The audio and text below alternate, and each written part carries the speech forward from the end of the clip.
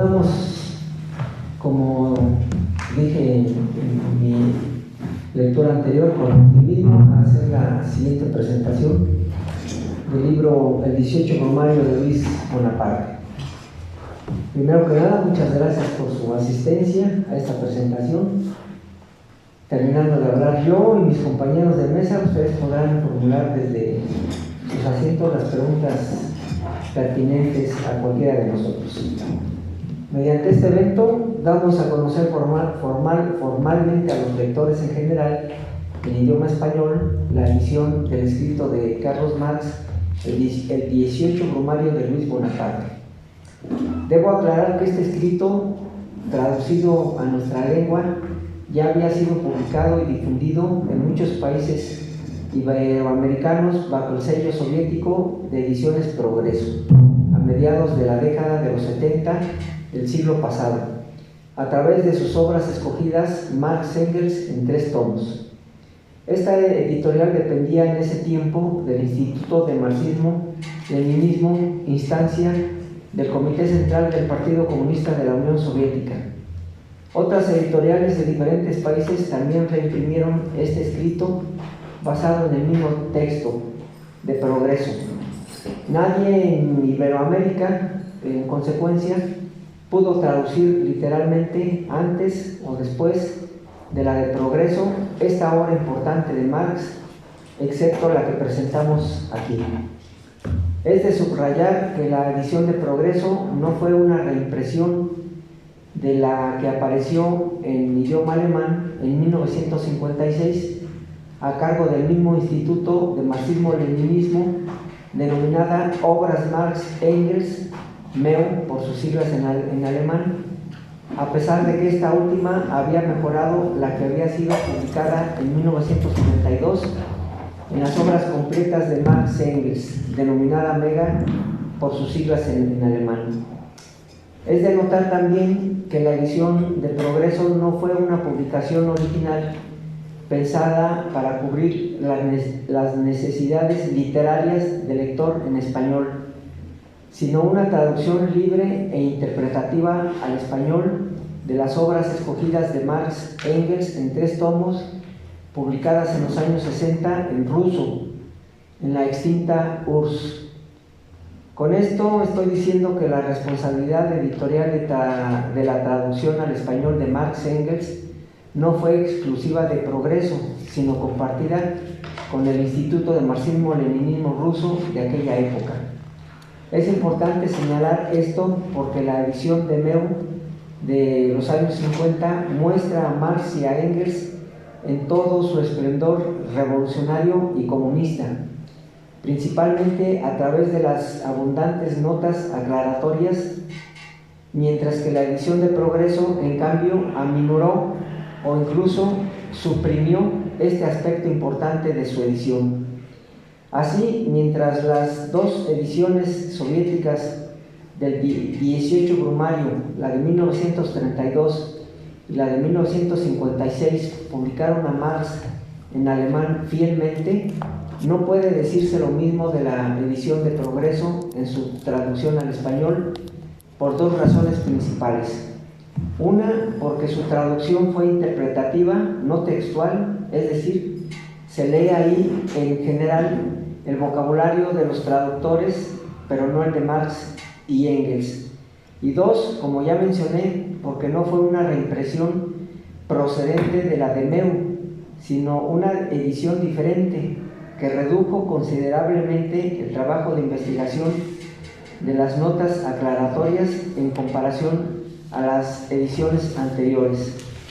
Por ejemplo, las notas aclaratorias al texto principal de Marx, que se colocan normalmente al pie de la página o al final del texto mediante un apéndice, en la edición de MEU suman 132, en la de Progreso, en cambio, 113.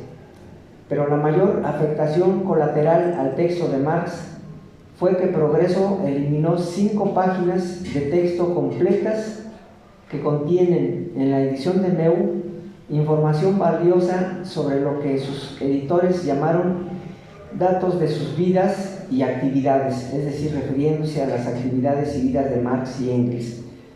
Revolucionarias, en el lapso en el que Marx concibió y publicó su libro. Estas 5 páginas eliminadas por Progreso aparecen íntegramente como anexo en mi traducción. Ahora bien, si comparamos la edición del 18 Brumario de Progreso con nuestra traducción publicada en El Caballito, la superioridad de esta sobre la soviética es evidente en 3 aspectos básicos. 1. Nuestra traducción es textual, no interpretativa, es decir, se lee en ella rigurosamente solo la estructura gramatical y el léxico de Marx.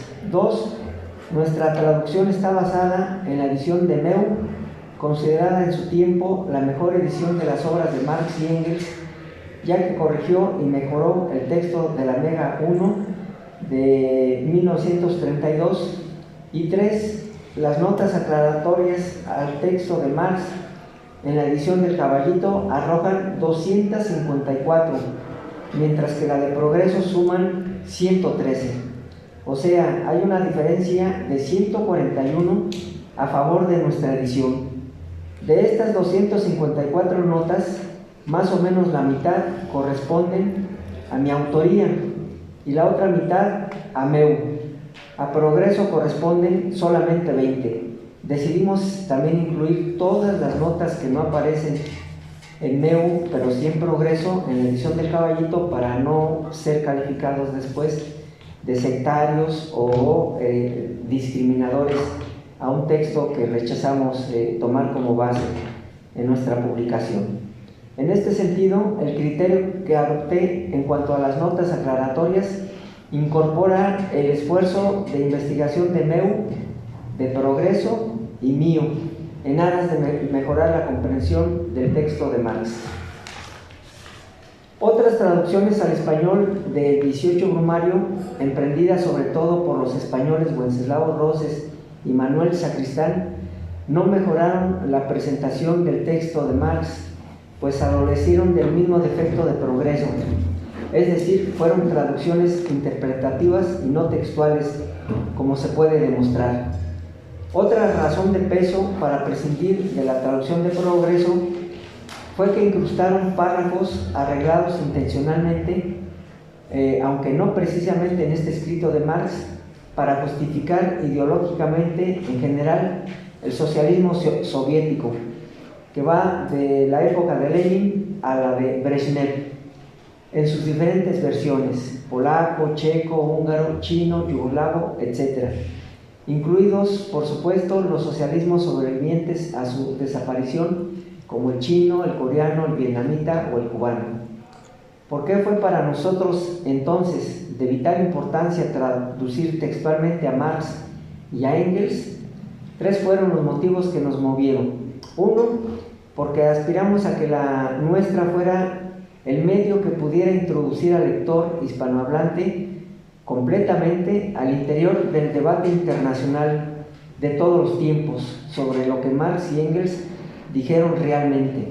Ante todo, a estas alturas de la historia, que demanda claridad sobre la necesaria destrucción de la sociedad capitalista, la construcción de la comunista y su paso temporal por la antesala socialista. Dicho con otras palabras, el 18 Brumario de Luis Bonaparte, publicado en El Caballito, puede servir de puente para conocer, como nunca antes, lo que Marx y Engels escribieron exactamente sobre 3 cuestiones centrales. Primera, con relación a la necesidad histórica de revolucionar las bases económicas de la sociedad capitalista, es decir, la propiedad privada de los medios de producción que explotan y acumulan riqueza material e intelectual producida por las clases trabajadoras asalariadas en beneficio de las clases burguesas. Segunda, en torno a la necesidad histórica de destruir el conjunto de relaciones sociales incubadas en dichas bases, junto a sus correspondientes relaciones mercantiles o de cambio.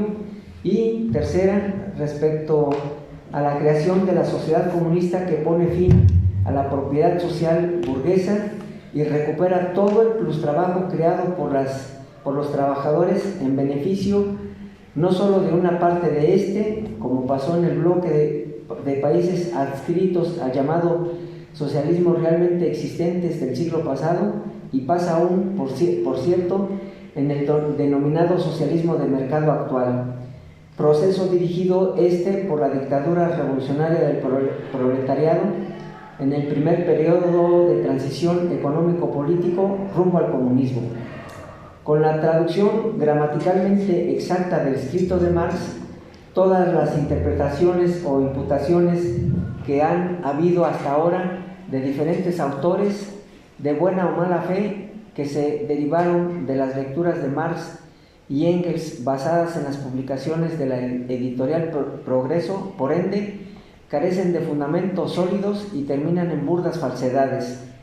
Otro de los motivos de traducir y publicar el 18 Brumario de Luis Bonaparte fue para rechazar totalmente la versión editorial del mismo, publicada en alemán después de 1992, con la caída del socialismo, en las obras completas de Marx y Engels por la Fundación Internacional con el mismo nombre, a la que denomino Mega-F. Esta fundación y su cartel de centros de investigación de diferentes países capitalistas, encabezadas por la Academia de Ciencias de Berlín-Brandenburgo, ex Instituto de Marxismo-Leninismo, se fijó como propósito principal de formar el pensamiento de Marx y Engels y exhibirlos como continuadores de Hegel, de la democracia liberal burguesa y de la socialdemocracia en general, y no como comunistas revolucionarios en particular. A quien le interese conocer la discusión que sostuve públicamente con los directivos y editores de esta Mega-F, puede ver mi respuesta a su edición publicada como prefacio al capítulo 1 de la ideología alemana, aparecida también en ediciones El Caballito. El último motivo para traducir y publicar el escrito de Marx fue para contrarrestar la influencia que Mega-F tiene sobre cierto personal de varias instituciones universitarias y políticas de diferentes países, como en Cuba y México. En el país antillano ya se publicó en español en 2014, sin discusión alguna, por su introductora Isabel Monal, la versión de la Mega-F sobre el capítulo 1 de la ideología alemana. En México, la influencia de la Mega-F se palpa a través de sus voceros que giran en torno a Enrique Dussel y a sus partidarios de la Universidad de la Ciudad de México, de la UAM Xochimilco y de las Facultades de Filosofía y Ciencias Políticas de la UNAM y del partido actualmente gobernante Morena, entre otros. Termino mi intervención hablando sobre uno de los errores de traducción más graves cometidos por la editorial Progreso, por no tener suficiente tiempo para extenderme en ellos. Este error consistió en haber traducido siempre la frase o concepto de Marx, forma de Estado, como forma de gobierno. Recordemos que el concepto de Marx, forma de Estado, no existía en el discurso político anterior a él, desde Heródoto hasta Hegel, pasando por Aristóteles, Polibio, Cicerón, Maquiavelo, Bodino, Kant, Constant o Tocqueville, entre otros importantes escritores políticos. El concepto de Marx explica un elemento estructural del modo de producción capitalista enlazado a otros conceptos acuñados por él, como el de formación social, estructuras sociales, clases sociales estructuradas, fracciones de clase, luchas de clase, estado de clase capitalista, conquista del poder político y revolución comunista, por mencionar a los más sobresalientes. Su concepto no atañe, pues, a una realidad jurídico-política, sino a una sistémica del régimen capitalista de producción, en la que las luchas de clases están determinadas por la base económica del modo de producción de una particular formación social. El concepto forma de Estado describe así una estructura política independiente de la voluntad de los grupos y partidos de cualquier filiación política que se disputan el gobierno, su aparato burocrático y el poder político del Estado burgués. La forma de Estado republicana que analizó Marx en su libro tiene como tarea principal imponer los intereses de las clases poseedoras de los medios de producción agrícolas, industriales, comerciales y financieros, sin necesidad de que esas clases conquisten directamente el poder político del Estado. Pero la forma de Estado estudiada por Marx guardaba lazos consanguíneos con la formación económico-social, ya ni siquiera francesa, sino principalmente con la inglesa.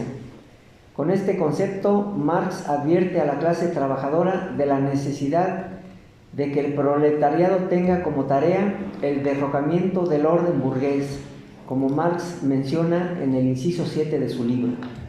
La necesidad de conocer científicamente el modo de producción capitalista y sus estructuras, incluido el Estado y sus diferentes formas, era una de las tareas históricas y no una de las misiones, como también equivocadamente tradujo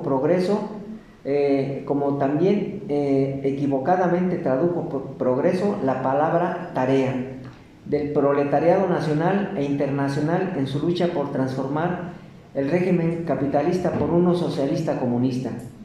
Todas estas confusiones, creadas por la traducción de progreso a lo largo de su traducción, fueron aclaradas en la del Caballito, trasladando al español simplemente lo que Marx escribió en su libro y nada más. Con la presente traducción del Caballito puede dársele a Marx y también a Engels por primera vez y ocasión la debida bienvenida al español. Muchas gracias.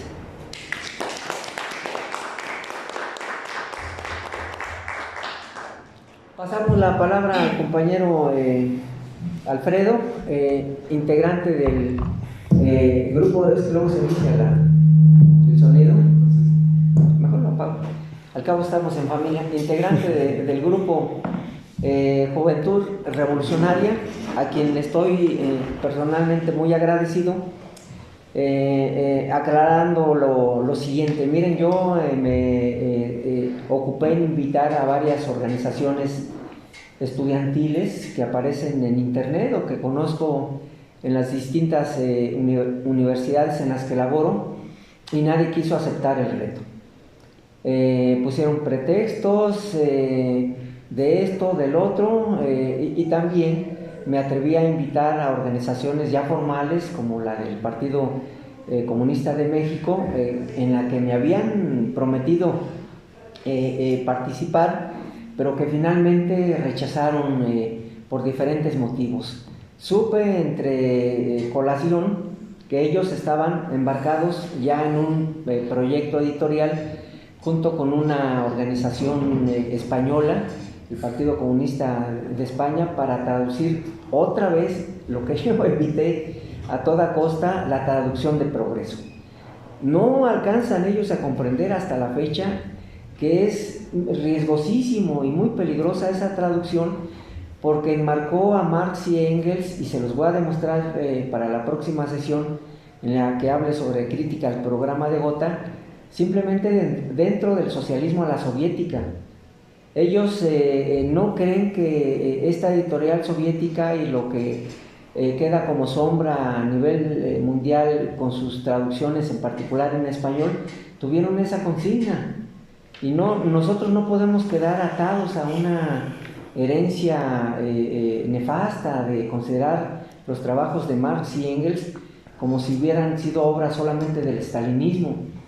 Esta mácula, esta mancha, este resabio de aquel viejo socialismo que Ediciones El Caballito y yo ya rompimos, y lo hicimos con toda la voz a los cuatro vientos, ellos siguen practicándolo. Por lo mismo estoy muy agradecido con Alfredo y su agrupación de haberse involucrado, de haberse comprometido en estas presentaciones, independientemente de lo que vayan a decir, porque consideran la necesidad de esta publicación también, pienso yo, necesaria para estos tiempos. Así que otra vez enhorabuena, Alfredo, a ti y a tu organización. Esperemos seguir trabajando juntos próximamente, pero por lo pronto por enésima vez, gracias por haber aceptado este reto y ahora sí te cedo la palabra. Sí, muchas gracias. Me gustaría también de la misma manera dar pues un agradecimiento al compañero doctor David Álvarez, y me gustaría retomar una de las primeras palabras que me dijo cuando nos conocimos, que se le hacía importante también la participación de la juventud en este tipo de eventos y en este acercamiento hacia la teoría marxista, ya que en su tiempo pues generalmente lo que pasaba es que eran las generaciones más grandes eran las que tenían la palabra. Eso yo lo considero de gran valor, ya que pues actualmente en mi entorno inmediato, que es la ciudad, y una generación que no pasa de los 90s, pues ve una generalización de depresión y tristeza, como lo comentaba el compañero hace rato, que en sí mismo pues no culpo a los compañeros ni a las compañeras, sino que precisamente pues viene de una herencia estructural y un problema de agravamiento de la lucha de clases y de pues las crisis paulatinas que tiene el capitalismo, y que pues a mi generación particularmente ahora pues le ha afectado incluso en poner en riesgo, si no es que ya está en riesgo, la cuestión de las jubilaciones y de derechos laborales, que como pasan los años pues vamos perdiendo, y creo yo que este ejercicio que han hecho en conjunto pues es un ejercicio que puede acercar nuevamente a esa juventud a tener nuevamente sobre la mesa pues esta conciencia de clase para actuar sobre sus problemas inmediatos, y también combatir un problema que al menos en mi universidad veo. Yo soy de la ENA, que veo una malinterpretación y una intención justamente política de malinterpretar al marxismo para hacerlo pasar por obsoleto, ¿no? Algo que ya comentaban en la mesa pasada, pues tiene que ver también con el énfasis de ponderar y poner sobre la mesa pues las agendas posmodernas, donde la decolonialidad, al menos en la ENA, está a la orden del día, ¿no? En ese sentido, pues me gustaría iniciar con una pregunta que muy frecuentemente se hace en las aulas de clases, al menos de las ciencias sociales, que es preguntarse cuál es la vigencia del marxismo para la realidad contemporánea. Y algunos sectores de las teorías académicas en las ciencias sociales tienen como respuesta que hay que hacer una superación del marxismo, y hay otras personas que dicen que ya superaron al marxismo debido a su supuesta caducidad. Desde mi perspectiva, pues esto cae en un error y en una malinterpretación, ya que, como pues pretendo dar a continuación, el marxismo tiene que ofrecer mucho como método analítico, pero no solo eso, sino como un método que abarca también la acción política. En ese sentido, el presente 18 Brumario que se nos está presentando se presenta como un texto altamente crítico, donde se puede visualizar la metodología utilizada por Marx para dar con la totalidad y el fondo de los fenómenos sociales que se le presentaron. En esta edición que nos están compartiendo, que nos comparte el compañero David Álvarez Saldaña, pues muestra un aporte de más valioso, al entregarnos pues una traducción textual, como ya se ha comentado, de la edición alemana, partiendo de la casa editorial Diez Verlag, heredera de las obras de Marx y Engels. El problema que presentan las demás editoriales, como también ya se ha mencionado, incluidas y sobre todo la editorial Progreso, fue que las traducciones pues eran interpretativas y no literarias, lo que termina afectando el entendimiento de las propuestas teóricas. Y nos podemos preguntar entonces, ¿cuál es el aporte de esta edición? Rescaté algunos puntos muy particulares que desde mi perspectiva son muy valiosos, y en primer lugar me gustaría mencionar la rigurosidad de la traducción presentada, existiendo pasajes donde el cambio de una palabra cambia la intención teórica propuesta, y que pareciera esto puede ser muy superficial, pero nos demuestra, por ejemplo, que en el prólogo a la edición mexicana está muy bien ejemplificado esto que quiero mencionar. Voy a manejar lo siguiente de la manera textual de la editorial Progreso, y cito: Por tanto, los intereses de los campesinos no se hallan ya, como bajo Napoleón, en consonancia, sino en contraposición de los intereses de la burguesía, con el capital. Por eso los campesinos se encuentran en su lado y jefe natural en el proletariado urbano, que tiene por misión derrocar el orden burgués. El compañero ya nos hizo pues el señalamiento también en este momento en la palabra misión, que es utilizada en la traducción soviética para el verbo que refiere a Aufgabe, perdonen la pronunciación, pero que sugiere que la palabra más próxima a esto pues es más bien tarea, y lo comenta muy bien el compañero que a nivel semántico las palabras pues tienen una distinción importante, donde pues tarea se entiende como un trabajo en un tiempo determinado y misión como algo relacionado con lo místico y lo religioso. Desde mi perspectiva, esto es una interpretación importante. Creo y he presenciado acusaciones por demás falsas sobre la figura de Marx y sus aportes teóricos, tachándole de reduccionista económico, hasta una de las más falaces, de evolucionista.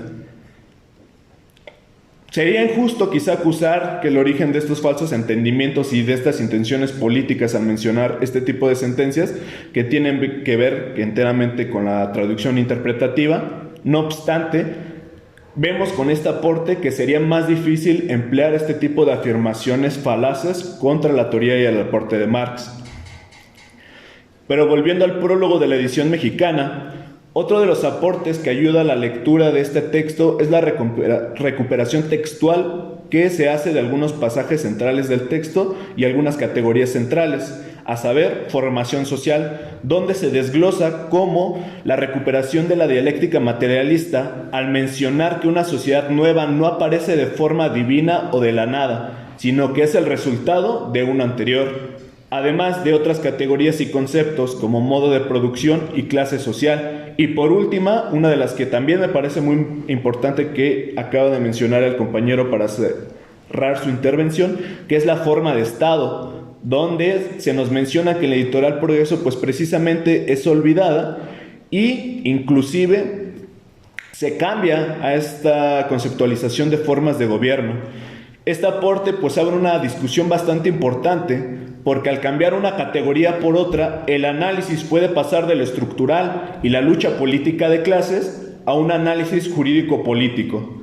El prólogo nos sugiere que a partir de este concepto Marx explica por qué la burguesía no puede prescindir de su propio estado de clase, al reproducir sus intereses de clase al margen de esa institución política de clase, y citando a Marx, la república parlamentaria era más que el campo neutral en el que podían habitar emancipadas las dos fracciones de la burguesía francesa, la gran propiedad territorial y la industria. Era la condición imprescindible de su dominación común, la única forma de Estado en la que se sometía a sus intereses generales de clase, al mismo tiempo que las pretensiones de sus fracciones particulares, como las de todas las otras clases de la sociedad. Y con esta gran cita suma un gran aporte. La tarea del estado de clase no es solo simplemente el instrumento de clase dominante o sus fracciones, sino que también tiene que ver y consiste en cohesionar el conjunto de los elementos que integran el modo de producción de una forma social determinada. Y con esto quiero volver a la pregunta inicial: ¿cuál es el valor o la vigencia de la teoría marxista actualmente?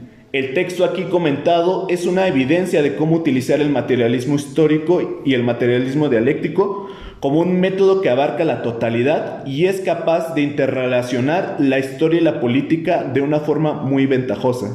Es decir, el 18 Brumario se antepone a una visión positivista o humanista de la historia, donde los hechos solo no ocurren de manera ascendente en forma de progreso, o por el contrario, donde la individualidad a partir de personas con gran genio, caciques o líderes, son capaces de cambiar el rumbo de la humanidad, o en contraste, como hace rato se mencionaba Althusser, que la historia la hacen las masas, sin considerar los intereses de clase que pueden tener las fracciones dentro de esa abstracción de concepto que son las masas. La propuesta teórica de Marx se aleja de estas metodologías y las aventaja. El texto abre con una afirmación que sintetiza la dialéctica y el entendimiento de la historia y la política en este escrito. Marx mencionaba: la humanidad, originalmente dice los hombres, hacen su propia historia, pero no la hacen voluntariamente, no bajo las circunstancias elegidas por ellos mismos, sino bajo las encontradas inmediatamente establecidas y heredadas. La tradición de todas las generaciones muertas oprimen como una pesadilla al cerebro de los vivos. Y puedo interpretar con esta cita que la historia no solo es el desarrollo de una superestructura, de una forma ascendente a un infinito progreso que ata la base social de determinada formación social. Tampoco que existe una individualidad superdotada por naturaleza o por ella misma con la capacidad de cambiar una época entera. Por el contrario, hay que situar que existe una herencia de circunstancias históricas que determinan al ser social y bajo esto se moverá, ya sea de manera consciente o inconsciente. La historia no es un proceso de origen metafísico o divino, sino un proceso de movimiento de las relaciones sociales que se mueven al ritmo de la lucha de clases. Es el ritmo del proceso histórico la que marca la pauta de la acción de las masas. Llevando al texto, Marx, al finalizar la explicación de las etapas históricas políticas de la coyuntura francesa, aborda el tema de la sobreproducción francesa e inglesa, punto que permitió lanzar una campaña a la burguesía francesa para culpabilizar a las causas a través de un discurso de puramente política que se desarrollaba en una lucha del Parlamento y el Poder Ejecutivo por una incertidumbre de una forma de Estado que era provisional, sumando la neblina de ideas en torno al segundo domingo de mayo, el hundimiento del mundo, y que salieron a vociferar: es preferible un final con terror que un terror sin final, dando pie a las amenazas bonapartistas para el golpe de Estado. Marx explica a partir de la pugna de los intereses de clases los motivos para que este personaje, Luis Bonaparte, pudiera acceder al golpe de Estado. En análisis también pasa por este rubro porque nos menciona que Bonaparte representaba a los campesinos parcelarios, pero no a los campesinos revolucionarios, sino a aquellos campesinos conservadores. Y justamente, la dinastía Bonaparte resulta una excelente representación para el campesinado conservador, aquel que quería salvar la dinastía para salvar su parcela, ya que son las condiciones materiales que transformaron al campesino feudal al parcelario, lo que transformaron a Napoleón en el emperador. Y profundiza Marx: la parcela del campesino es solo el pretexto que permite al capitalista sacar del campo la ganancia, los intereses y la renta. El capital le impone sobre las parcelas los impuestos. El impuesto es la fuente de la vida de la burocracia, del ejército, etc. En suma, todo el aparato del poder ejecutivo.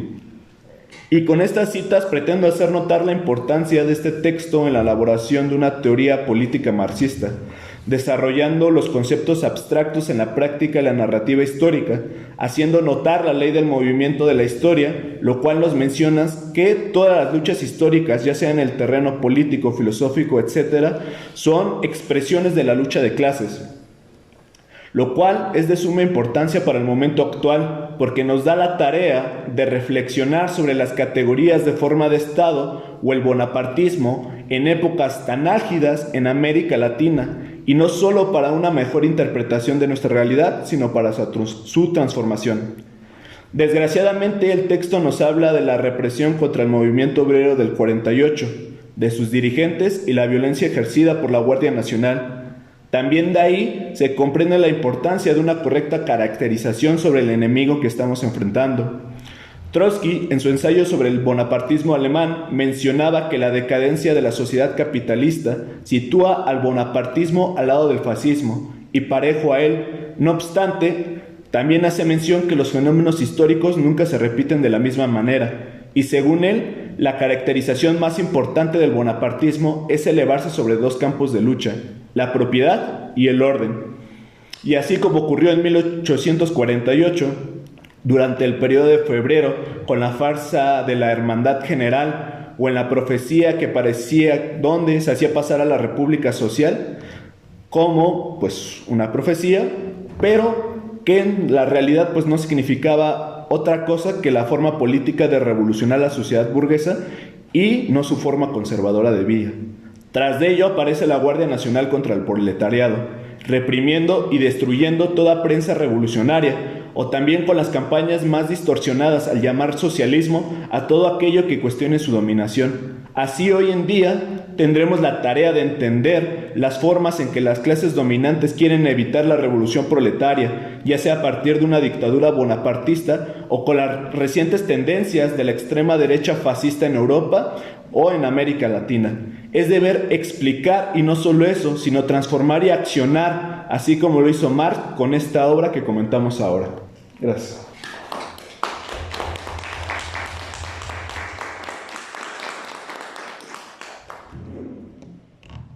Gracias, Alfredo. Continuamos con la otra agrupación pequeñita, también, pero dinámica hasta la fecha, que tiene como nombre Seminario Permanente de Marxismo. Los invité en particular a la compañera Nayeli y al compañero Renato Gabriel, y aceptaron también la propuesta. Ellos, como agrupación juvenil, también están interesados en dar la apertura al marxismo, pero ya del siglo XXI, para rodear con lo del socialismo del siglo XXI, con estas traducciones textuales que hemos elaborado en lo personal y con Roberto y Nancy, y publicado en ediciones El Caballito. Así que tienen la palabra. Ellos van a decir, para que no se espanten, solo una ponencia, la van a dividir, entiendo, en dos partes, y van a consumir más o menos el tiempo que tomamos yo y Alfredo. Así que, por favor, quien quiera comenzar de ustedes. Bueno, agradezco a David por la grata invitación a presentar la traducción textual al español de la edición alemana del 18 Brumario de Luis Bonaparte. También por la presencia de ustedes para tener oídos hacia nosotros. Una tarea en la lucha ideológico-política del Seminario Permanente de Marxismo ha sido difundir y analizar las traducciones directas o literales de Marx y Engels para el conocimiento de su obra científica, con la finalidad de la formación y organización en la clase trabajadora. Coincidentemente, este año es el aniversario de la publicación del libro, por lo que es una oportunidad para estudiarlo y evidentemente para discutirlo. Rememorando a Marx en el 2018, no le fue bien en su aniversario 200.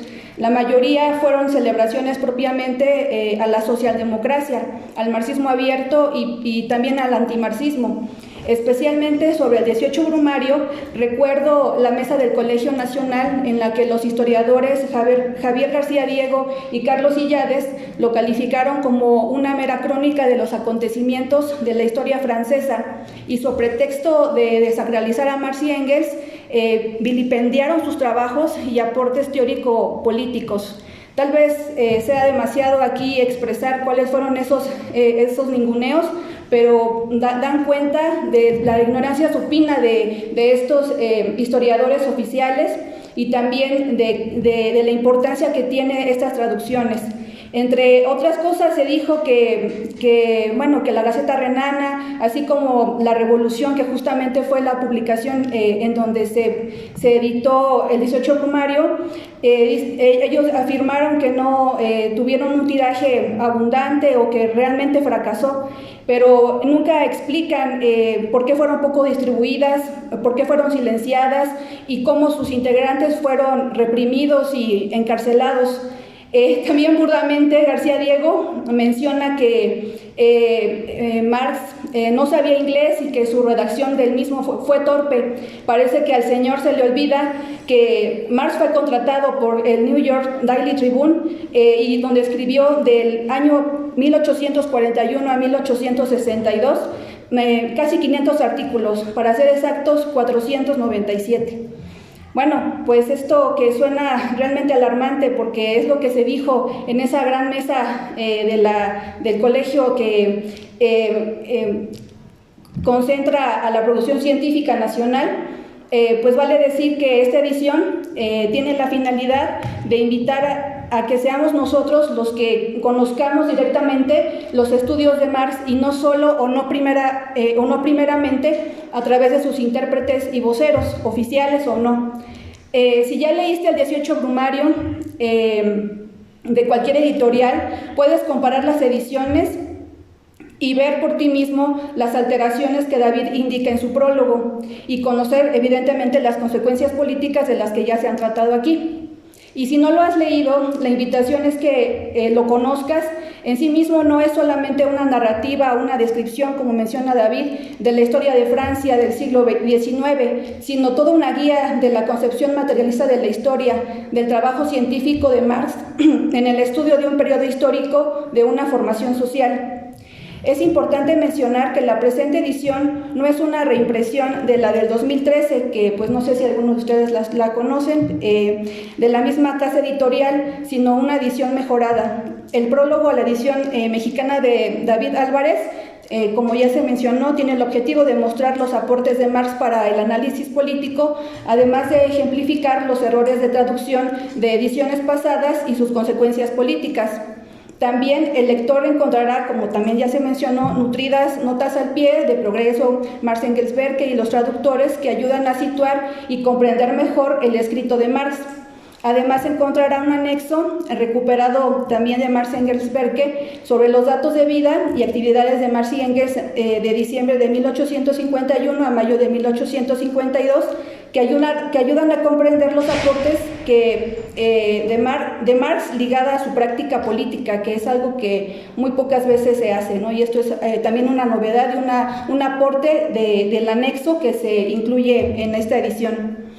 Algo que se ha mencionado durante esta mesa y la anterior, pues es la importancia de Marx, Engels, Berke frente a la mega fundación.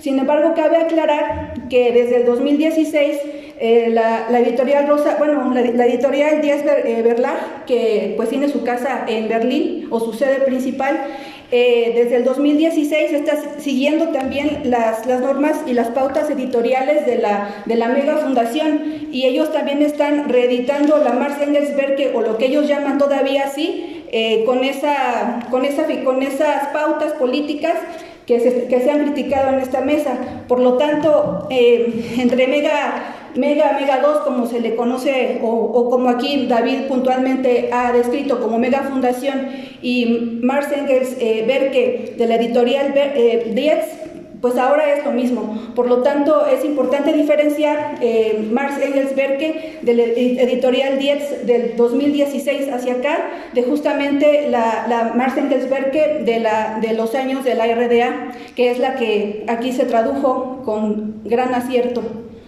El impacto del libro en la historiografía y ciencia política.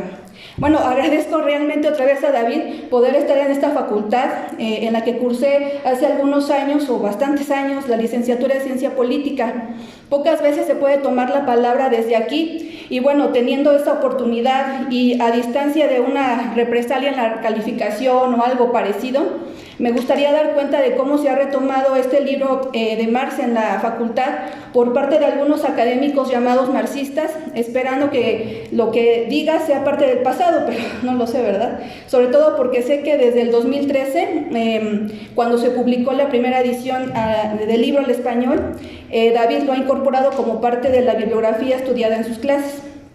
Bueno, pues la corriente trotskista en México ha interpretado, con base en el texto Bonapartismo y Fascismo que acaba de mencionar el compañero de Trotsky, que bonapartismo es una categoría temporal que explica la Revolución Mexicana y el Estado posrevolucionario.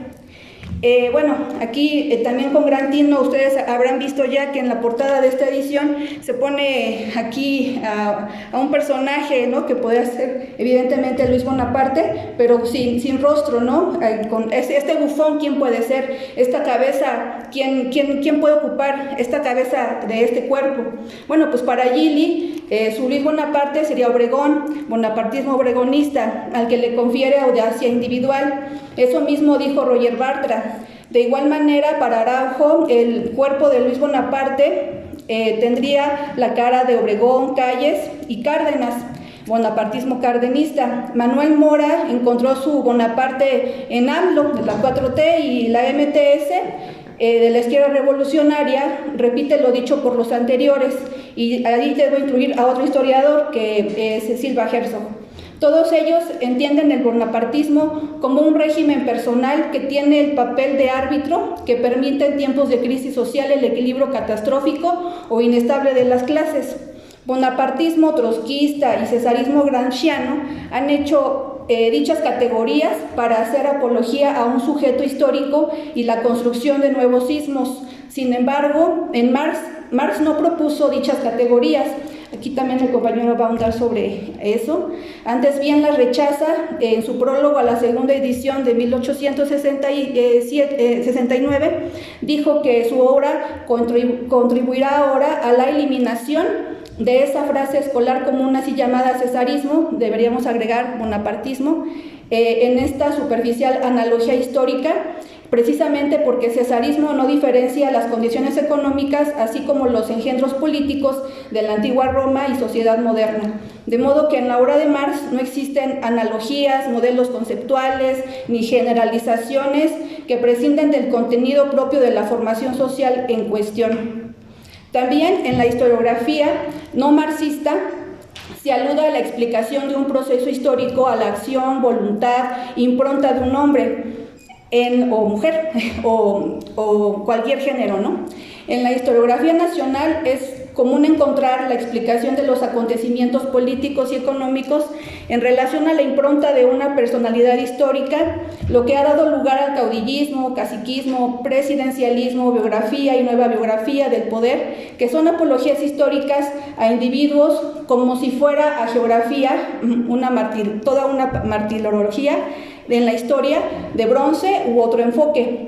Cual si fuera lotería mexicana, la historiografía, muchas veces acompañada de la literatura en su forma de giro lingüístico, aborda personajes históricos calificándolos por cuestiones subjetivas, destacando su personalidad, ¿no? Aquí tenemos en este año de Flores Magón, recordándolo, Ricardo Flores Magón, el apóstol, ¿no? Carranza, ¿no? El hombre, el caudillo, el patriota. Y pues para uno, que también le fue muy mal a Hidalgo y a Morelos, ¿no? en sus aniversarios. Morelos, el padre incendiario. Hay un montón de epítetos para calificar al sujeto, para hacerlos parecer evidentemente como alguien, como todas unas personalidades, y lo cual, pues bueno, esta simple visión no permite analizar las condiciones que llevaron al personaje a desempeñar ese papel. Marx dice que la lucha de clases en Francia creó las circunstancias y condiciones para que Napoleón III, un lumpenproletariado principesco, fuera héroe. Marx demuestra que Bonaparte no llegó a la presidencia por su propia voluntad, como ya se mencionó, sino por la base social que definió la votación, los campesinos, y porque tenía de su lado a la Fuerza Armada gracias a las concesiones hechas. En 1851 Bonaparte hace el golpe de Estado porque tuvo el apoyo, como mencionan también, de la sociedad del 10 de diciembre. El escrito de Marx nos da la posibilidad de explicar los niveles políticos, forma económica, Estado, régimen político, partidos en la escena política, ideologías, de un proceso histórico y encontrar su relación causal en la situación económico local, internacional, y estar así en posibilidad de explicar el proceso político y no atorarse en las explicaciones de siempre. Por mi parte es ahorita todo y no sé.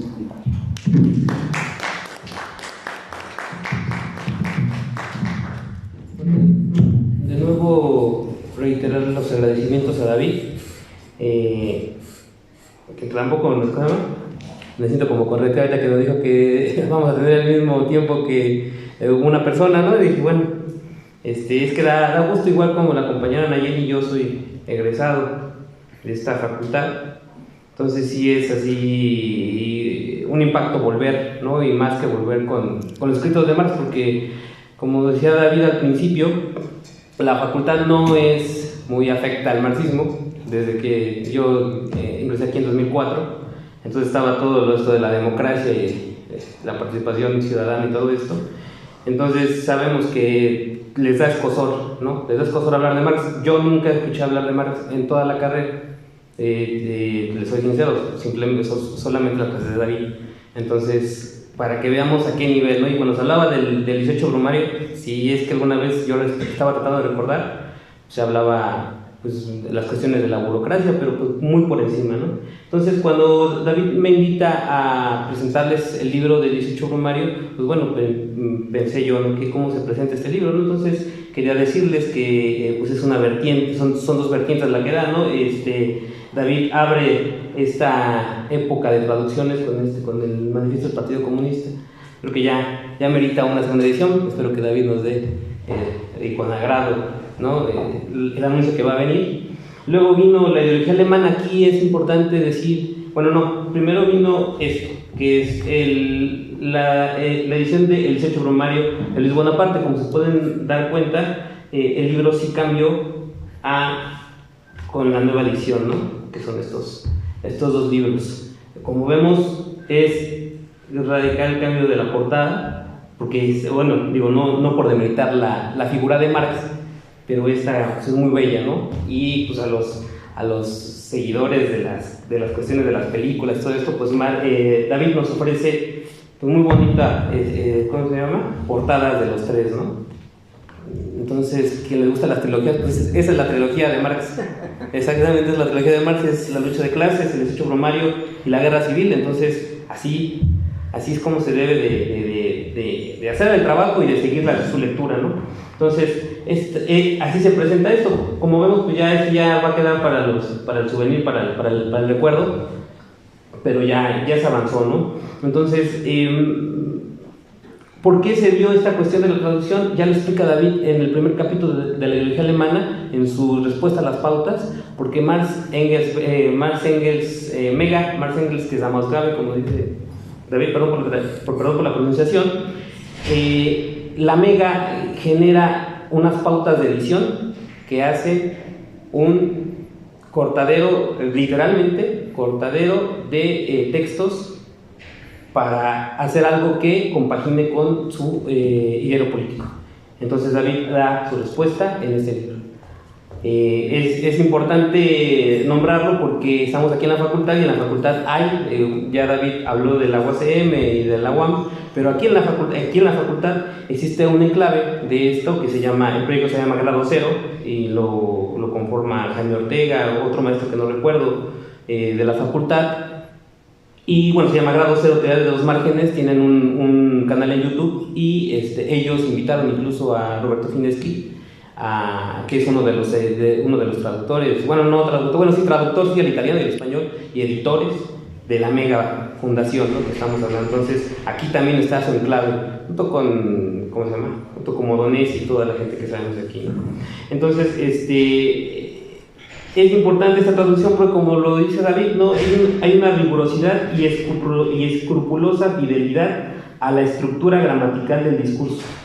Es importante porque uno se preguntaba, bueno, si estamos hablando de que Mega estaba, la Mega Ver que tenía línea del partido, ¿cómo es que sabemos que no? Bueno, lo que sabemos son dos cosas. Es que el 18 brumario se editó de manera independiente, o sea que hay una edición del 1869, entonces esa se puede cotejar, y que sabemos que la edición de Mega de Marx Engels Berke fue utilizada por los investigadores, y ellos nunca dijeron, los investigadores de los años 60 que se editó hasta que salieron los proyectos Mega, fueron los que utilizaron para hacer sus investigaciones, sus traducciones, sus imputaciones al marxismo, y nunca dijeron que estaban mal hechas. Entonces esas son las dos cosas, ¿no?, que sabemos que existe una edición, pues la edición que vio Marx y que vio Engels, y las ediciones que manejaron los investigadores en los años 60-70. Entonces es importante porque, por ejemplo, en el prólogo de David, esta cuestión de la tarea histórica, de la tarea histórica del proletariado y de la cuestión de la misión, uno se pregunta, David menciona que es Weber, que es Bernstein, que es Adler, que es Lukács, por lo menos estos tres personajes, Weber, Bernstein y Adler, los dos marxistas, bueno, uno renegado y el otro austriaco, los tres manejaban el alemán. Entonces, ¿cómo? ¿Por qué ¿por qué ellos estarían haciendo mal la traducción de misión? O sea, ellos leyeron Aufgabe, ellos no leyeron Mission, como bien dice, ¿no? Ellos leyeron Aufgabe. Bueno, es que aquí lo que no sabemos es que allá se dio la discusión y se pelearon allá, y nosotros como latinoamericanos pues, no supimos bien a bien cómo sucedió esta cuestión, ¿no? Hasta que vino con David. Entonces dice David, bueno, ¿cómo van a entrar a la discusión en Europa sobre misión, sobre tarea, si no tienen lo que dijo Marx en verdad, ¿no? Entonces esa es la importancia de esta cuestión, ¿no? Ahora abordo la cuestión de Poulantzas como método, esta cuestión que aborda en su prólogo sobre la cuestión del método, ¿no? de esta captura y sistematización que dice David que hace Nikos Poulantzas. Es importante porque pues Nikos Poulantzas es uno también de los textos que, bueno, a decir verdad, sí vi en la facultad gracias a David y a lo mejor a uno o dos maestros que lo dieron por ahí. Entonces, ¿por qué es importante mencionar esto? Hay dos cosas aquí. Poulantzas no captura ni sistematiza porque como se sabe, Marx no, o sea, si ustedes ven nuestro 18 Brumario, no van a saber hacer un análisis. Lo que van a salir sabiendo es cuál es el corolario del método de Marx. Ese es un corolario. No es una guía para hacer análisis coyuntural. No, aquí nada más nos enseña Marx cómo fue que coronó lo que ya vino estudiando la ideología alemana. Entonces, es importante saber esto porque nosotros no podemos extraer los diferentes conceptos aunque sea muy tentador, extraer los conceptos del 18 Brumario. Lo que tenemos que hacer es, a través de esto, dar cuenta de cómo es que Marx y Engels posteriormente llevan a cabo este estudio. Entonces, eso es lo importante. Y Poulantzas nos quiere decir que ahí se encuentran conceptos en acción y que porque Marx y Engels eran militantes no pudieron hacer, ¿no? Ahora que estaba comentando el doctor Jorge, ¿no? De que les quieren quitar las plazas porque tienen 40 años. Imagínense, ¿no? Los análisis de Marx merecían que tuviera pues ya la plaza de más de 40 años, ¿no? Pues claro, lo que le evitó que Marx fuera un profesor pues fuera su militancia comunista, su férrea militancia comunista, ¿no? Entonces eso fue lo que evitó que Marx tuviera esas plazas, ¿no? Que habla el doctor Jorge en la anterior presentación. Entonces, efectivamente, ¿por qué menciono esto? Porque Poulantzas no captura ni sistematiza nada, al contrario, mete mucha interferencia y mete mucha confusión en el sentido de que nos vende el método de Althusser, su método, como el método de Marx, y son completamente distintos, ¿no? Hay que decirlo claro y abierto, ¿no? Y entonces sería decir, bueno, ¿cuál es el método de Marx, ¿no? Entonces, el método de Marx, como lo dice, ¿no? Dice aquí Engels David dice, tiene que añadirse a esto que la conclusión a la que llegó Marx no fue personal, es decir, deducida por él solo en su escrito. Fue un fenómeno político que registró y documentó toda Europa, pero que solo supo descifrar él. Es decir, se trató de una crisis política a la vista de todos, pero que solamente pudo desentrañar Marx. Como lo desentrañó esta crisis, como lo que estamos viviendo hoy día, ¿no? Por todos lados habla de crisis, en todos los sitios ya estamos cerca de la recesión. ¿Qué falta nos hace Marx, ¿no? para darnos un rumbo? Dice mismo Marx, se ve por estos antecedentes que la actual obra se originó bajo la presión inmediata de los acontecimientos y sus materiales históricos no llegan más allá del mes de febrero. Lo que quiero saltar de aquí es cuando dice materiales históricos. ¿Bien? Después dice, finalmente espero que mi obra contribuirá dice, fue la razón de por qué Marx no solo estudiaba con especial preferencia la historia pasada de Francia, aquí está hablando Engels, sino de por qué seguía también con todo detalle la historia en curso y reunía los materiales para su uso venidero, de ahí que jamás fuera sorprendido por los acontecimientos. Y luego, no recuerdo en qué parte lo leí del libro, pero Marx no solamente recabó los documentos que estaban a su alcance, ¿no? Periódicos, revistas, comentarios, lo que fuera, sino también, yo pienso que porque tenía no contubernio, sino amistad con mucha gente del gobierno provisional francés del 49, reunió incluso estas correspondencias privadas. Marx tuvo acceso a esas cuestiones. Entonces es increíble el trabajo, ¿no? El trabajo de zapa que hace Marx. Por eso digo que el desecho primario es un corolario, no puede ser de ninguna forma un manual, no se puede utilizar manualescamente el desecho primario, no se puede extraer de ahí cuestiones, ¿no? Porque el campesino parcelario, pues es el campesino parcelario francés, no existió, no volvió a existir, ¿no? Ya volveré en otro momento a esto, ¿no? Hay una cuestión aquí, ¿cómo aborda Marx y Engels principalmente la lucha de clases, ¿no? Dice Engels, sin embargo, también son parte de ello los acontecimientos exactos de Marx sobre la historia francesa. Francia es el país en el que las históricas luchas de clases fueron llevadas con decisión siempre hasta el final, más que en otro lugar, en el que por tanto también las diferentes formas políticas dentro de las que se han movido y las que se han condensado su resultado se han expresado en los contornos más nítidos. Uno podría pensar, como siempre lo proclamó, ¿no?, la ortodoxia o la llamada ortodoxia soviética, que incluso que también Lenin lo puso así, ¿no?, de que Francia era el cuerpo político, Alemania era el cuerpo filosófico e Inglaterra el cuerpo económico, ¿no?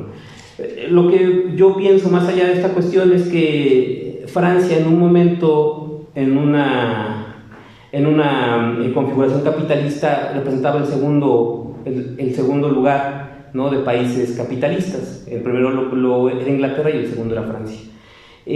Utilizando esta teoría de Lenin sobre el eslabón más débil, en este pequeño circuito de países capitalistas, Francia significaba el eslabón más débil, ¿no?, como lo significó en el 17 Rusia, como eslabón más débil. Entonces, esta cuestión de nítida, sino que más bien es la forma la forma original que tuvo de contorno la lucha de clases en Francia, ¿no? Entonces, como eslabón más débil, donde se concentraron todas las contradicciones, no así como una cuestión en donde es que ahí es, ¿no? Y entonces imagínense todos esperando que en Francia otra vez surja, ¿no? Hoy día que está esta cuestión candente de las huelgas en las gasolineras, estamos esperando con ansia que sea Francia otra vez, ¿no?, el que nos dé otra vez un vuelco revolucionario, y no es así, ¿no?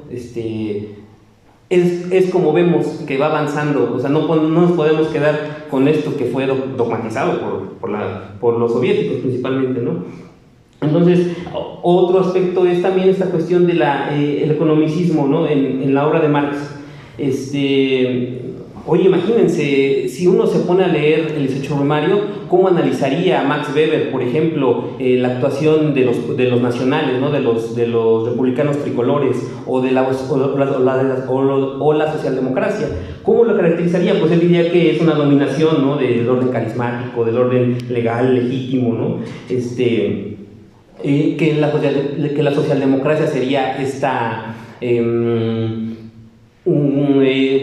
este grupo que habla no hacer política o no beneficiarse de la política, sino de los políticos que viven para la política, ¿no? Entonces, ¿cómo llamaría obvio a la cuestión de que el partido del orden afecta directamente su mandato contra la Constitución? Diría, pues es que no vería él una afectación hacia el Estado de Derecho, sino que vería pues sí hay unas interferencias, ¿no? O cómo vería hoy día la intervención del lumpenproletariado, rompiendo con Luis Bonaparte en la parte del Estado. ¿Cómo lo vería hoy día los flamantes analistas políticos? Dirían que es un narcoestado, ¿no? Son estas cuestiones así partidas lo que no nos permitió, lo que sí nos da Marx en su análisis, ¿no? Él permitió, con su posibilidad de analizar la forma de Estado, la forma de gobierno, el modo de producción, una totalidad. David dice que es una pintura, yo digo que sería un guión de película, pero bueno, al final de cuentas es un análisis político, ¿no? De los pocos que hay efectivamente, es un análisis político. Y lo siguiente sería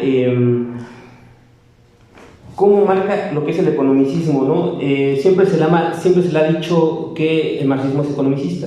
Entonces, nada más quiero dar dos muestras para tirar esta aseveración, ¿no? Dice Marx, las reivindicaciones sociales del proletariado las exigencias democráticas de la pequeña burguesía fueron despojadas de la simple forma política y se quitó su principal punto socialista. Así surgió la socialdemocracia. El carácter peculiar de la socialdemocracia se resume en que allí son exigidas instituciones democrático-republicanas como medios para abolir juntamente no a los dos extremos, el capital y el trabajo asalariado, sino para atenuar su contradicción y convertirla en armonía. Luego dice, más bien ella cree que las condiciones, o sea, la socialdemocracia, particulares de su liberación, son las condiciones generales al interior de las cuales únicamente puede ser salvada la sociedad moderna y evitada la lucha de clases. Tampoco es necesario imaginar que todos los representantes democráticos son ahora shopkeepers, es mi pronunciación en inglés, ¿no? O que se apasionan por ello. Si Marx hubiera dicho que hay una línea recta entre las clases económicamente que representan con su representación política, entonces podríamos decir que pues, iban a ser tenderos. Bueno, la traducción sería el tendero o el que tiene la tienda, serían los representantes saldrían, ¿no? Como efectivamente, recordando la guerra civil en Francia, nos habla Marx que cuando cae el Congreso por la invasión alemana, los diputados pues se van en bandada y quien los viene a sustituir son, ahí sí, señores, bueno, dice Marx que señores feudales, pero bueno, sí, efectivamente son ganaderos, son agricultores, claro, de la burguesía terrateniente. Pero dice Marx, pues es que es impresionante, es muy chistoso ver a esta gente queriendo hablar de política cuando no está capacitada, ¿no? Pero ese fue el Congreso que peleó contra la Comuna de París, ¿no? Imagínense. Entonces, vemos en Marx todo este análisis tan grande que permite no caer en cuestiones lineales de, pues si es que si son los ¿cómo se llama? Los tenderos, bueno, entonces tienen que ser tenderos sus diputados, ¿no? Como dice él, sus representantes políticos en un momento llegan a dislocarse, ¿no? También se llega a dislocar la representación política de la burguesía. Marx utiliza el término burguesía externa y burguesía interna, ¿no? Cuando habla de la burguesía interna, habla de los que están dentro del Congreso. Cuando habla de la burguesía externa, está hablando de la gente que ya no quiere el terror, ya no quiere, como dice la frase, ¿no? Ya no quiere más vida con terror, sino quiere que se acabe el terror, o sea, que sea solamente el terror de una vez ya, ¿no? Y por último, quería hacer el comentario acerca de la cuestión del campesino parcelario. Uno no sabe dónde se puede encontrar los diferentes ataques contra el marxismo. Y en un programa de Sabina Bergman de reciente producción, entrevista a Gibran, un personaje que también salió aquí de la facultad, entrevista a otra muchacha, no me acuerdo, y entrevista a un líder campesino. Le dedica más tiempo a Gibran y a la otra muchacha. Creo que es doctora por Harvard en ciencia política. Cuando le da la palabra al líder campesino, él lo que alcanza a decir es que no nos podíamos nosotros conformar con los análisis que hace Marx acerca del campesinado, que los toma como costales de papas. Entonces, imagínense, es todo lo que se sabe. Entonces uno dice, entonces Marx pensaba que los campesinos eran costales de papa.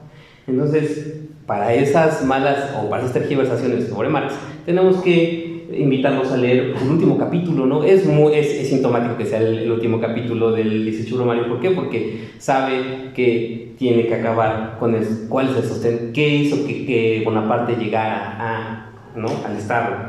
Y entonces es importante porque dice, este sueño napoleónico, el que los campesinos llevaron al poder, dice, después de que la primera revolución había convertido a los campesinos semisiervos en propietarios libres de tierra, en primer lugar Napoleón fijó y reglamentó las condiciones en las cuales precisamente podían explotar sin ser molestados el suelo de Francia, retribuidos a ellos y sacrificarse por el deseo juvenil de propiedad. Sin embargo, por lo que se arruina hoy el campesino francés es por su misma parcela, por la división de la tierra, por la forma de propiedad que consolida en Francia Napoleón. Y la forma napoleónica de propiedad es muy interesante. Marx le llama la forma napoleónica incluso, ¿no? Aunque sabemos que es la diferencia del capitalismo, pero está dentro del capitalismo y genera estos fenómenos como el ascenso de Luis Bonaparte. Luego, en primer lugar, la clase campesina era la protesta omnipresente en contra precisamente de la aristocracia terrateniente derrocada. Lo arraigado de la propiedad parcelaria en el suelo francés quitó al feudalismo toda materia de nutrición. Sus linderos formaban el baluarte natural de la burguesía contra todo golpe de mano de sus antiguos señores. Entonces, vemos cómo el campesino formó en primer momento, pues sí, la base sólida de lo que después va a ser el imperio de Luis Bonaparte. Por último, quiero nada más agregar que la nota 251 del libro, de los anexos, es muy... que aclara mucho, ¿no? Dice, después de que el New Reichszeitung, órgano del democrático, el nuevo periódico renano, órgano de la democracia, que Marx y Engels editaron del 1 de junio del 48 al 19 de mayo del 49 en Colonia. Porque eso es muy importante. Marx, cuando también viene la coyuntura en Francia, Marx está en Francia. O sea, también es algo muy importante, porque aquí cuántos se llenaron la boca de decir, es que a Marx no le dolían los bigotes a pólvora, ¿no? Es que nunca vieron una batalla. Marx estaba viviendo la batalla del 48 desde sus columnas del periódico en Colonia. O sea, en los epicentros de la guerra, efectivamente, los epicentros de la guerra europea, porque no solamente era Frankfurt, era Roma, era París, como dice, era Viena. Europa ardió en ese año, ¿no?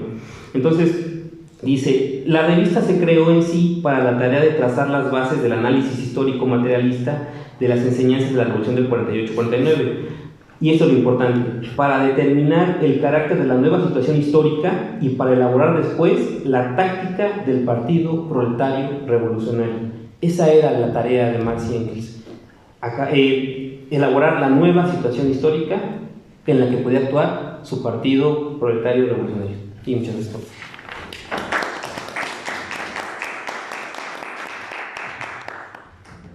Bueno, llegamos a la parte final de nuestra segunda presentación. Si hay alguno de ustedes que quiera formular alguna pregunta, le pasamos el micrófono.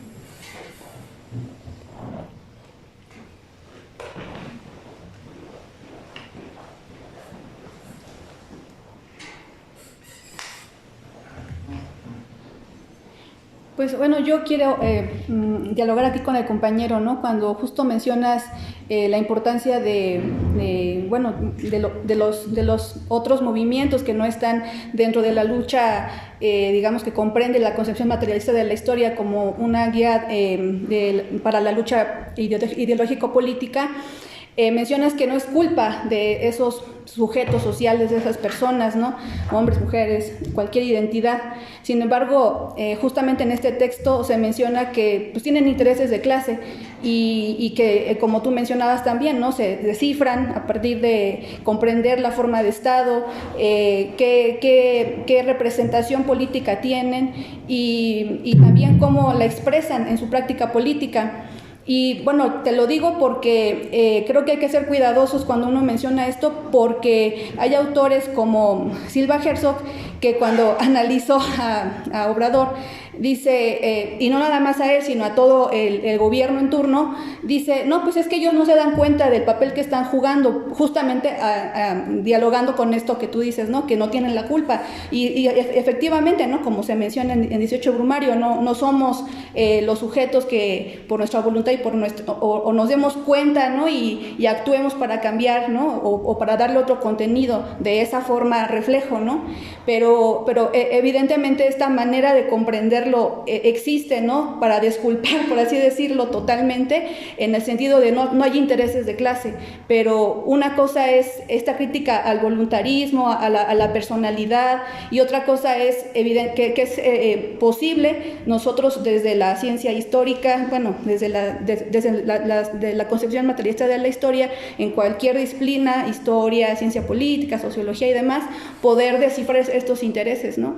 No sé si comprendí mal lo que tú tratabas de exponer, o porque también esto se ve en digamos, en la manera en que ustedes proponen, ¿no? Supongo la manera de dialogar y trabajar con los movimientos sociales, ¿no? Que, como dices, no tienen la culpa de no comprender ciertas circunstancias o analizarlo por carecer de estas herramientas, y precisamente la importancia de estos espacios para hacerlo, o como ustedes, su organización, para acercarse. pero no sé cómo lo analicen precisamente para la organización, ¿no? Directamente con ese tipo de grupos, por así decirlo. Claro. Sí, justamente creo que iba más enfocado a esta parte que mencionas, a la crítica del voluntarismo. Ajá. Sí, quería enfocar un poco más en eso. También por eso ponía un poco la cita de que la humanidad está enmarcada como en ciertas determinaciones históricas, ¿no? Y ya nacen con cierta carga ideológica también del momento y la posición de clase en la que están, ¿no? En ese sentido lo mencionaba, evidentemente pues hay una responsabilidad histórica de las individualidades y también intereses de clase que se expresan, ¿no? Pero pues precisamente lo que quería hacer énfasis es que retomar pues las herramientas del materialismo como una profundización de muchas veces las teorías que se tienen acá en la universidad, ¿no? Como, no sé, por ejemplo, discutía con una de las compañeras que acá está presente, una de las propuestas que hacía Bonaventura dos Santos, ¿no? Que la democracia participativa y todo eso, y yo le mencionaba que a veces precisamente a partir de este voluntarismo y quererse involucrar, se corta mucho la cuestión de clase, ¿no? Y el involucramiento para una transformación un tanto radical no era que les quitara responsabilidad, sino precisamente iba como enfocado más bien como a que estamos enmarcados en ciertas determinaciones históricas y que pues eso, o sea, que no todo va como por el voluntarismo. Sí, gracias. Adelante. Gracias. Igual una pregunta sería para Nayeli. Hace rato comentabas cómo diferentes organizaciones, ¿no? Y bueno, desde nuestra perspectiva, incluso nosotros como organización, lo hemos dicho, tampoco creemos que la figura de bonapartismo pueda traslaparse, ¿no? Porque evidentemente justo lo que hace el 18 Brumario es más bien una discusión y también pues son lecciones de cómo particularmente estudiar los momentos históricos, ¿no? y digamos en su totalidad, ¿no? De las diferentes formaciones sociales, etc. Un poco, pues sí, ¿no? Como la caracterización, ¿no? Que ustedes hacen del gobierno de Obrador, ¿no? Nos parecen que hay categorías justo como el bonapartismo que no la explica totalmente, ¿no? Incluso otras características como el nacionalismo burgués, ¿no? Que tampoco termina de explicar el gobierno de Obrador, sobre todo justo porque se le pone al mismo nivel, por ejemplo,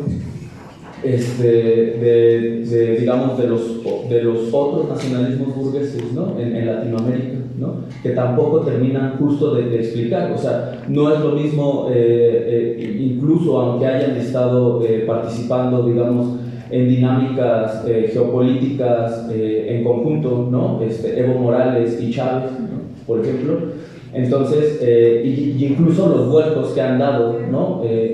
Ahora, ¿no? Por ejemplo, en Bolivia, particularmente después del golpe de Estado, y bueno, y en Bolivia un poco tras la muerte de Chávez, ¿no? Con Maduro. Pero particularmente, bueno, nosotros, hay que decirlo también, no traslapamos justo ni siquiera, por ejemplo, la caracterización que hacía Trotsky a partir del gobierno de Cárdenas, porque incluso él dice que es pues un bonapartismo sui generis, ¿no? Es decir, que hay que estudiarlo por su especificidad, ¿no? Entonces, pues sí, un poco ustedes, como sí, a lo mejor sí, si la caracterización de bonapartismo es incorrecta, ¿no? O justo cómo completan la caracterización del gobierno de Obrador, ¿no? En ese sentido. Bueno, es que esa es una propuesta, no sé, bueno, yo la siento más o menos reciente, ¿no? Que cuando se analizan los gobiernos latinoamericanos, en general, pues, o se opta por fascismo, bonapartismo, además de, evidentemente, socialismo del siglo XXI y otras categorías. En el caso del bonapartismo, a partir de la lectura o relectura de esta traducción, que como mencioné es una nueva edición totalmente por las notas y demás, pues volví a estas maneras que se ocupan en la academia principalmente, ¿no? Y también sobre todo en el periodismo de izquierda, ¿no? Para analizar estos procesos, al igual que el populismo, ¿no? Como otra forma de análisis.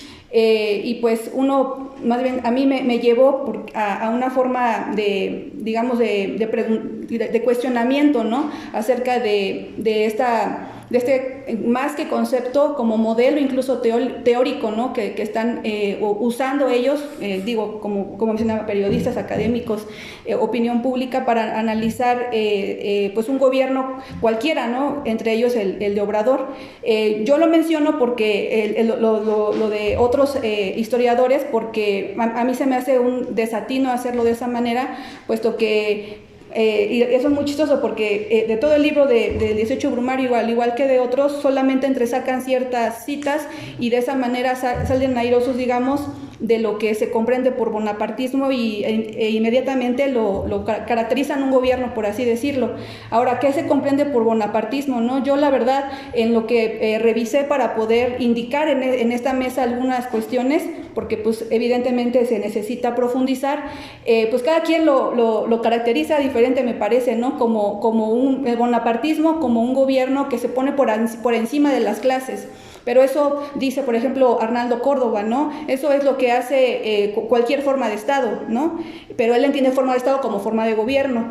Y luego hay otros autores que bonapartismo lo entienden como este periodo, como digamos, de excepción, ¿no? Por eso esta relación con el fascismo. Entonces, la verdad, estas interpretaciones de bonapartismo me parece que son varias, pero me pareció más importante identificarla aquí en la academia, cuál es la que más mella y a partir de qué organizaciones, porque son las que están vigentes, ¿no? En la academia, pero también fuera y que tienen voz y voto en el gobierno actual, ¿no? Entonces, por eso mencionaba a Mora y a otros, porque muy bien, en vez de parecer que critican a un gobierno como el de Obrador y todo su aparato estatal, lo que logran finalmente es presentarlo como el sujeto que les gusta a todos, ¿no? El sujeto político que a pesar de tener críticas o totalmente, digamos, el corifeo a su favor, es presentado otra vez como ese personaje que fue Napoleón, ¿no? Entonces, me parece contraproducente y me parece que falta mucho no mucho, en realidad, porque yo creo que en equipo pues es más fácil, pero sí hace falta analizarlo, discutirlo, y yo lo quise decir aquí, porque aunque esperé más personas de esta tendencia aquí, porque aquí es donde se lee a Gili con esmero, ¿no? Y se lee a Araujo también con esmero, sin cuestionarse jamás lo que dijo Marx, ¿no? Entonces, pero no hubo gente, entonces pues ojalá pudiéramos seguir con ese trabajo fuera de, ¿no? Gracias. Bueno, no sé, compañeros. Muy bien, pues damos por concluidas nuestras dos presentaciones, invitándolos a su vez para que pasado mañana nos hagan el favor de asistir y terminar con las dos siguientes, que es la guerra civil en Francia y crítica del programa de Gotha. Muchas gracias por su asistencia y hasta pasado mañana. Muchas gracias.